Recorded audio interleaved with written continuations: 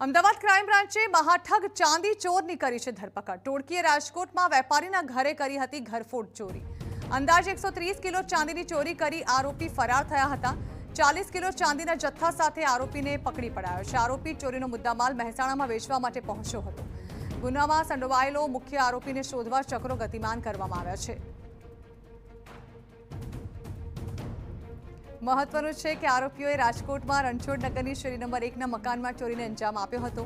મોડી રાત્રે તસ્કરોએ વેપારીના ઘરે લૂંટ ચલાવીને અંદાજે 130 કિલો ચાંદીની લૂંટ ચલાવતા સમગ્ર પંથકમાં હડકંપ મચી ગયો। જે બાદ ક્રાઇમ બ્રાન્ચે અમદાવાદ, વડોદરા, સુરત સહિતના મહાનગરોમાં લૂંટ મચાવનાર આરોપીઓને પકડવા ચક્રો ગતિમાન કર્યા હતા।